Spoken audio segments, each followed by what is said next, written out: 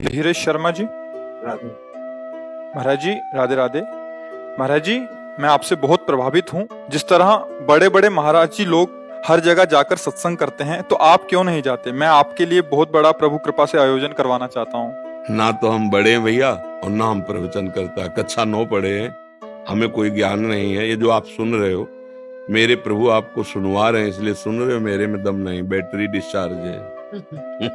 दोनों kidney fail है, अभी थोड़ी देर बाद जाएंगे, डायलिसिस में पड़ जाएंगे। लोग सर, बहुत से बड़े बड़े लोग चाहते हैं कि आप उनके हमारी बात बड़े लोगों के कान में समझे में नहीं आएगी कि यही दरबार दीन को आदर रीत सदा चली आई। दैन्य होकर आओगे तो छाती से लगा लेंगे, चरणामृत लेंगे तुम्हारा।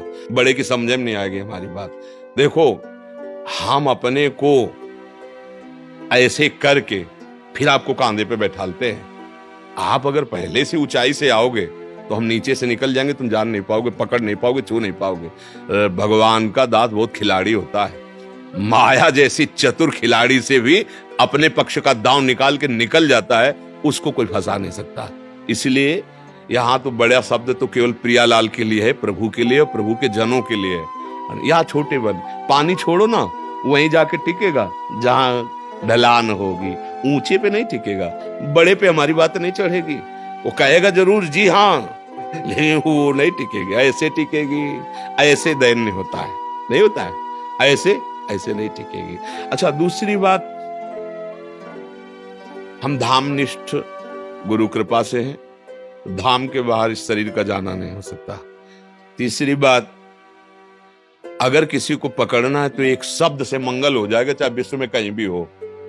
हमारी बात कलयुग की कृपा से आप अमेरिका में बैठ के सुन सकते हैं।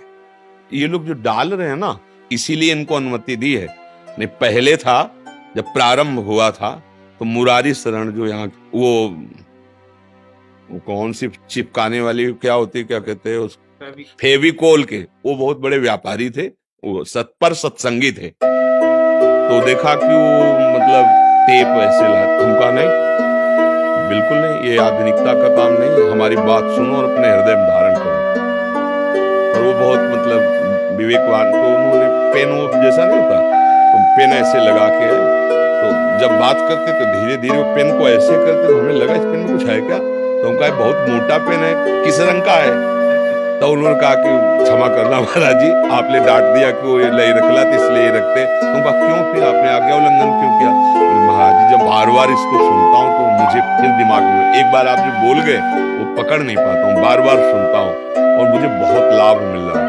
तो हमारे मन में आया कि यदि बार बार सुना जाए तो बात ठीक है, समझ में आती है। इसीलिए ये लगे कि आप कहीं से भी सुन सकते हो।